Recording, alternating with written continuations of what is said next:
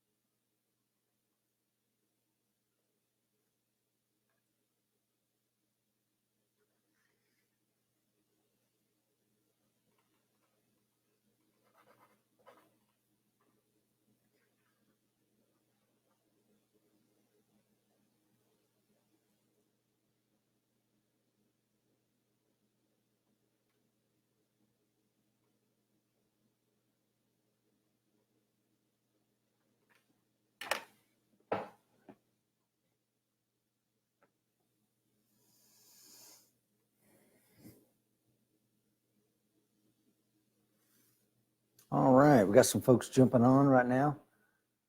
Good morning, Jeff. You're up bright and early. Mark, good morning. Donald, good morning. All right, I guess we'll just go ahead and kick it off then. Got some folks on here. Appreciate you joining with me. I'm Rich Brown, retired Marine, former cop, etc. Also co-host the American Warrior Show with my partner in crime, Mr. Mike Seeklander. Is the volume okay? Let me know, because I had some issues with this lapel mic. I think I've got it sitting right here. So let me know if the volume's good, and then we'll move forward. Please like, share. Let me know where you're from. If you're a coined member, I'd love to know not only what your coin number is, but where you're living at these days. Let's see if we've got a thumbs up on the volume before I go further.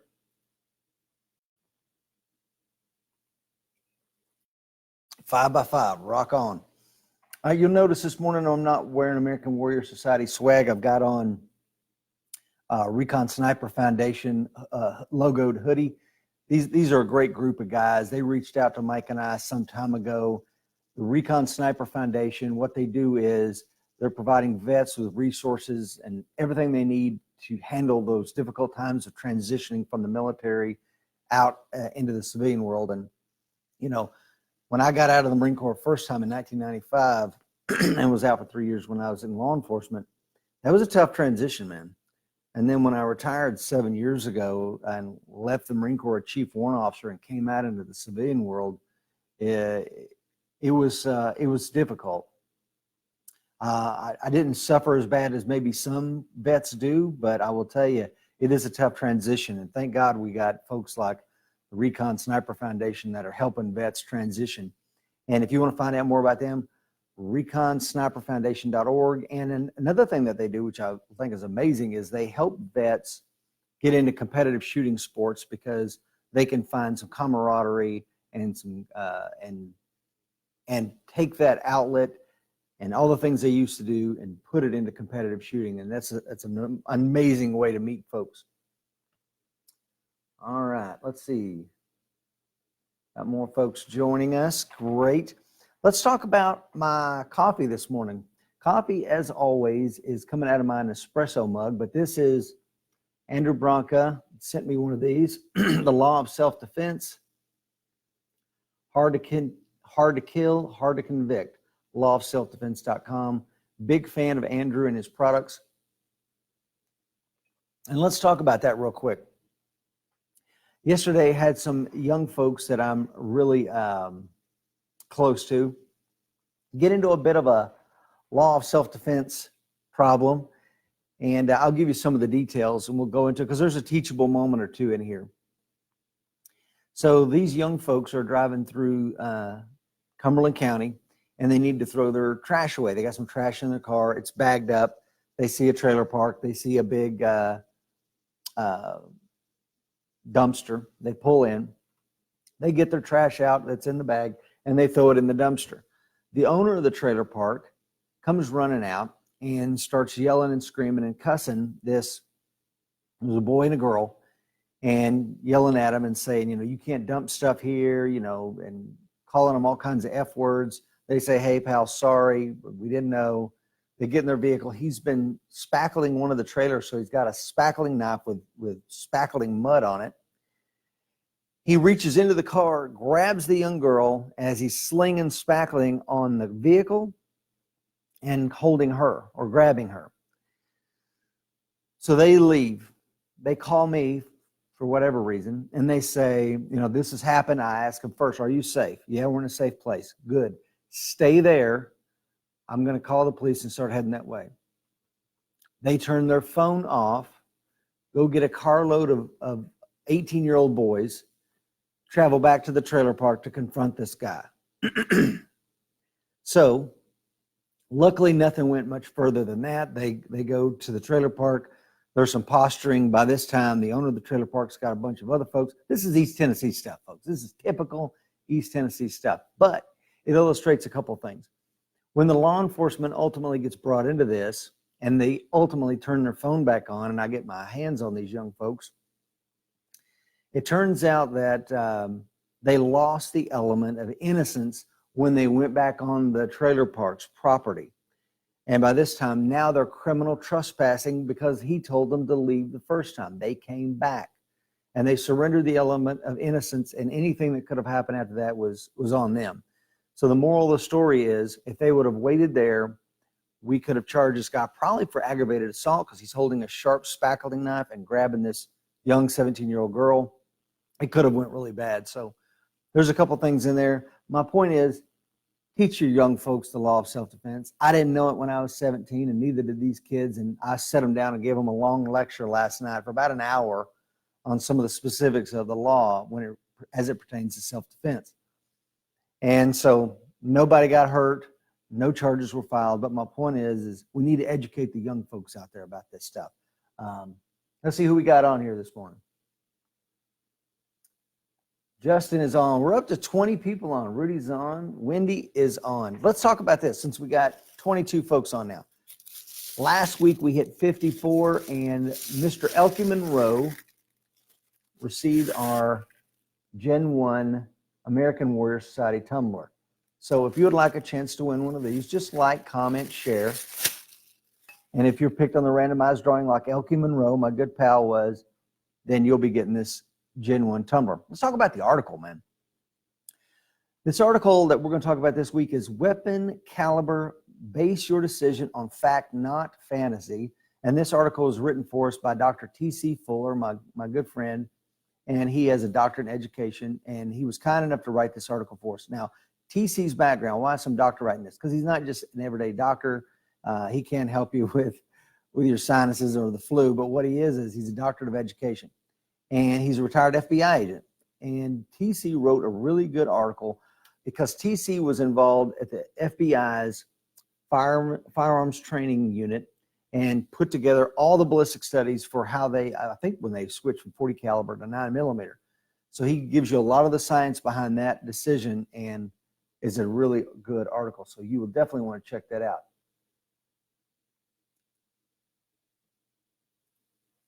Yeah. Mark says if you have time to get away, stay away, right? And what Mark's talking about is the incident I was just relaying about these knuckleheads in the trailer park. Absolutely. If they would have done what I said, we could have charged the guy, this trailer park owner, with at least assault at a bare minimum, but maybe aggravated assault because she was in fear for her life. The car window was down.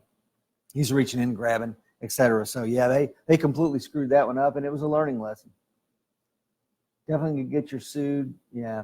Roman is joining us. We're still up to 17. All right. So the article that I want you to check out, like I do every single week, I tell you about an article you need to check out on the AmericanWarriorSociety.com. Doesn't cost you anything to read the articles. They're absolutely free. We've got hundreds of articles written for you by professionals like T.C. Fuller, and they're only available on the AmericanWarriorSociety.com. Let's talk about a podcast you need to check out. Since we're talking about FBI agents, we had retired FBI agent Ed Morales on the show number 157. This is one of my all-time favorite shows, the FBI Shootout, Unbelievable Courage Under Fire. And again, it was show number 157, and Ed Morales was the agent that killed Platt and Maddox in the FBI Shootout, April 1986. And I studied this when I went to a course at Quantico back in 1992. We studied this gunfight in detail, and the legacy of that gunfight still ripples through law enforcement today. I can assure you that. Lots of lessons there, man. Absolutely one of my all-time favorite shows. I get chills every time hearing Ed Morales explain how he went up and shot these two killers right in the head. I mean, it's an amazing episode. Show number 157. All right. Every week I've got a new gadget for you. And this week's no different. Home Defense Pepper Gel. This is a 13-ounce huge can of pepper gel from Saber Red.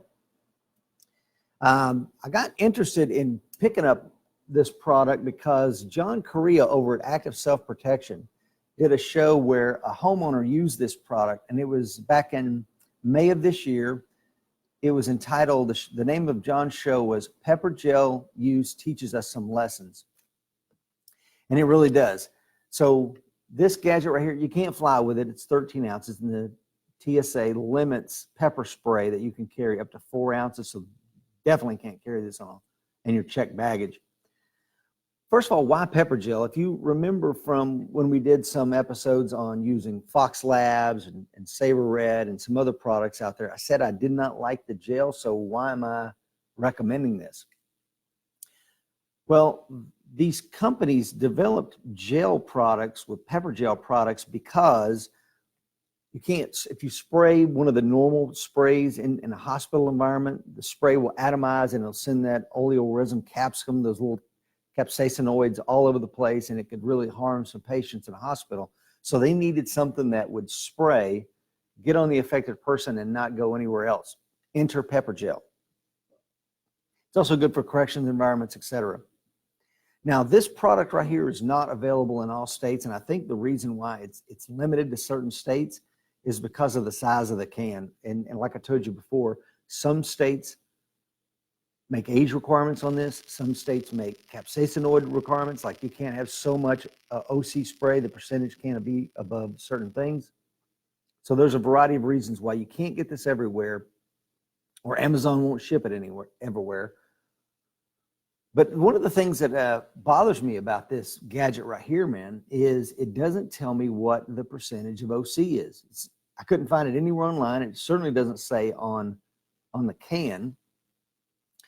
It's supposed to come with a neat little wall mount so that you can have it just like a fire extinguisher. When I bought it, it did not come with a wall mount. I did not send it back. I did not complain. I got it in like this week because I didn't think I was probably going to use the wall mount anyway. So how to use this product? Just like a fire extinguisher. Pull the pin, aim it at the suspect's face, and then squeeze the trigger and sweep from side to side, from ear tip to ear tip. Or if they got glasses on, you're going to go to the forehead and let it drain into their eyes.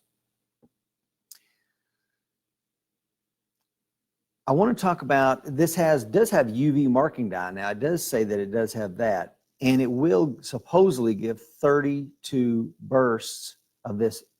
And it can shoot 30 feet. I mean, it's amazing. If you go watch John Correa's video, this thing, man, it is shooting like, it literally shoots 20 to 25 feet. And it stays together. It's an amazing looking product. So let's see if you got any questions for me this morning. Definitely can get you suited, yeah. Dave Frazier, good morning. Rich Robert, good morning. Coin number 1401. Gerald is on. Brett is on. Mark. So good morning, Rich. Brett says good morning. Love the party size. Yeah. Mark, get equals same concept as foam. Yeah, gel equals the same concept as foam. You're absolutely right, Mark. David said, I would accidentally grab it and try to put a fire out with it. Dave is a fireman. Mark, good morning from Canada. Donald says, my wife says I'm dangerous enough. Brett says, Amazon won't ship anything to California. That's probably true. They probably wouldn't even ship you a steak knife out there. So I got this. I'm going to test it. I haven't tested it yet because I like having the less lethal options. You know, it's not, everything's not always a gun solution. We've talked about that many, many times. This thing says right on the can that it's safe for indoor use, does not affect bystanders, and reduces wind blowback. And I would attest to that based on the video that I saw. You can go watch it again on YouTube, Active Self-Protection, John Correa's show. Pepper gel teaches us some lessons. I will tell you, though, the downside of this, if you go watch it, is this woman who's under the influence of drugs and alcohol, she does not seem that affected by it. She takes a good 3 or 4 bursts in the face with this thing. I mean, it literally blows her hair back, and yet she staggers off, still telling that she's gonna harm him. So that's a danger, and that's what made me, after I purchased this, start trying to see if I could see what percentage of OC spray is in here. And I can't find it anywhere, folks. Now, is anybody, let's talk about this real quick. Is anybody, Semper Fi brother, Will Parker, number 800. Donald says, I feel for y'all in California. California folks are moving to Texas. Yes, they are, which is fine. You're welcome, Californians, to come out here to Tennessee or Texas. Just leave your laws out there. Anybody have any questions about the pepper gel or any of the other pepper-based products we talked about before? If you're just joining us, we talked about before in another show how Alan Littman invented the first assailant incapacitator is what he called it. He created a company called Mace, sold it to Smith & Wesson, but he held the first patent on this stuff. And it was not a pepper-based product when he first came out with it. It was CN gas, which is toxic at certain levels, which is why still to this day, the TSA will not let you fly with any of these products that have more than 2% of CS or CN gas because they are toxic. All right. So this morning we talked about the article you need to check out, which was Weapons Caliber, Base Your Decision on Fact, Not Fantasy by Dr. T.C. Fuller, our good friend, a retired FBI agent. Check that article out. It's absolutely free. Won't cost you anything. Then we talked about, since we're on the subject of FBI, we talked about the FBI shootout. Unbelievable courage under fire, where agents Dove and Grogan were shot and killed, and Platt and Maddox, the 2 bank robbers, were shot and killed down in Miami, Florida. And what's interesting about that shootout, my grandparents, I'm going to talk about them a little bit more here in just a second, were truck drivers. Yeah, well, my grandfather was anyway. And they were in Miami at that time picking up a load that, I think it was April the 11th, 1986. And they were pumping gas when they heard gunfire. And I remember them calling back and saying, yeah, evidently there was a shootout right down the street. Little did they know it was the shootout that Ed Morales ended when he was an FBI agent. So show number 157, check that out. Okay, I said I was going to talk a little bit more about my grandparents. This is the blackjack that my grandfather carried. Now, my brother Jeff Brown, if you're on here, you will recognize this. We used to mess with this a lot when we were kids. This is the blackjack that he carried all over the country as a truck driver. And the reason I'm showing it to you is because it's going to be next week's gadget. We're going to talk about saps and blackjacks and some other improvised impact weapons. We're going to go into detail about the history and the use of them because people keep asking me about them. And I keep kind of poo-pooing on them and never really go into detail with it. Well, next week's your show. Next Friday, November the 29th, I'm going to talk about not only this blackjack, how to use it, but some of the other saps and improvised impact weapons. Any questions for me this morning on anything we have covered? Good morning from Baton Rouge. Good morning, Toby. Baton Rouge is a really good town. I've enjoyed my time in Baton Rouge. Brett, my mom already moved to Texas, so I send it to her and pick it up when I visit, including guns, parent to child. Pretty slick, Brett. Chad is joining us. All right. Any questions for me before I get into the training vault? If not, let's talk about it. As always, you can get your American Warrior Society swag 2 easy ways. You can go to AmericanWarriorShow.com or AmericanWarriorSociety.com. You don't have to be a member to support the brand, just like Rich Brown never was a sniper or a reconnaissance Marine. However, I am supporting the brand. They sent it to me, and I think they're a great cause. I love what they're doing over there. And we actually had Mike Keeble on. Mike Keeble is, I think, the director of Recon Sniper Foundation shooting folks. And show number 197, if you want to learn more about Mike, he doesn't go into a lot about his background. Some of it's classified, but he will share some of it with you. Show number 197 if you want to hear from Mike Keeble. All right, let's talk about the training vault. I know maybe have some questions here. Doug Lightfoot, good. I like having impact weapon options. Next week, I got you covered. Donald says, what do you think about the Second Amendment sanctuary county commissioners are coming up with? Donald, I'm not familiar with that. I would love to hear more about that. I think I know what you're talking about, but I maybe don't. So give me a little bit more granularity on that one. I've got my dad's. He carried it as a reserve deputy. I carried one for 10 years. Well, Brett, I'd be interested to hear if you ever had any uses with that, Brett. I'm looking forward to that. Gerald says Black Friday special. Yeah, you get the blackjack on the Black Friday special. You're going to be on Black Friday. Awesome. Thanks. Yeah, Mark, man. Next Friday, I will be on with you. We'll be in a turkey hangover tomorrow, next Friday. Roman says, enjoy watching Rich from Atlanta where I can. We'll be back to watch. And Roman, you will recognize this too, because Roman is my cousin and we have the same grandfather. So I'm sure you recognize this, my friend. Okay, so anything else? Let's talk about the training vault. Home defense tactics is inside the training vault. Now, the training vault is where all of our premium content is. It's actually behind the paywall. You're going to have to pay to get in there, but the first 14 days are absolutely free. It doesn't cost you anything to get in there and try it out. And the thing that the module inside the training vault that I want to talk to you about this week. Now, there's everything from defensive use of a rifle, defensive use of a handgun, defensive use of a shotgun, unarmed combatives. There's all kinds of stuff inside there. Every single learning module is in there for you. The module I'm going to talk to you about this morning that's inside the training vault is home defense tactics. There's an introduction to home defense tactics. What does he mean when we say home defense tactics? Then we talk about single person search. If you have to search your home, let's say you come home from vacation or end of the day's work and your door's ajar. You know you didn't leave it like that. What do you need to do? How do you search that house? How do you clear it? We talked to you about that. How to search a house with just one person. How to search a house with two people. And low light considerations in home defense tactics. And those are incredibly important, man. I do jiu-jitsu with a guy, and I won't say his name because he may end up watching this video. He's laying in bed with his wife one night. He says, Rich, I was sitting in the hot tub with my family. Our youngest started getting sick, so we took him in, and he goes, I went inside and forgot to lock the back door. He said about halfway through the night, I heard the door open. Somebody came in. I come walking into the living room to see if someone truly was there. They were.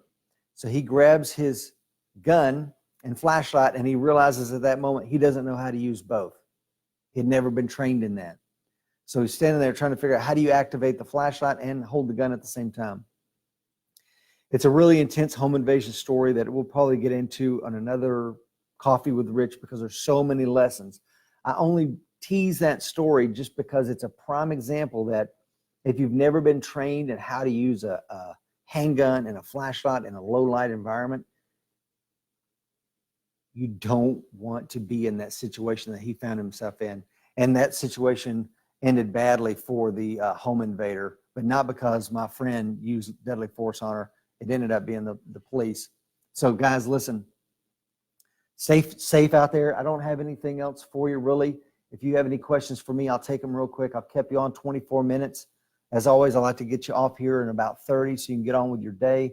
Anybody have any questions for me? Walt, good morning, Walt. Elkie, good morning. We just talked about you, Elkie, how you won the Gen 1 tumbler, and I'll be shipping that to you today, my friend. Kurt is on. Good morning. Donald, yeah, especially under the stress of confronting a home invader. And it was a woman, too, which made it even worse because my friend says, you know, I'm a good Southern Baptist. I never considered that the person breaking into my home and pointing a gun at me was going to be a female. He had never mentally rehearsed that, and now he's confronted with the fact that not only does he not know how to use his handgun and his flashlight at the same time, but now the person that he's pointing his handgun at is a female who is under the influence of methamphetamine. So that's why you have to play the what if game. It doesn't do any good to have a gun and a flashlight on your nightstand if you've never trained with that. It doesn't do any good to not play the what if game and say, well, what would I do if I came into my room and there's a female standing there? Am I really going to take the life of this female? So like I said, lots of lessons on this one, and maybe I'm trying to see if he'll let me interview him on maybe like an Average Joe section, or maybe come in with Coffee with Rich one day, because it ended up making national news. There was a USA Today article of when this happened to him and his family a few years back. So maybe we can get him on here one morning for Coffee with Rich. Doug says flashlight tactics are another significant under-trained skill. Doug, I absolutely agree with you. And Doug is a police lieutenant. So he would definitely know. Donald says, have a great one, sir. Doug says, maybe during one show, demonstrate 3 or 4 different ways to operate a flashlight while holding a pistol. I'm going to write that down. We'll absolutely do that.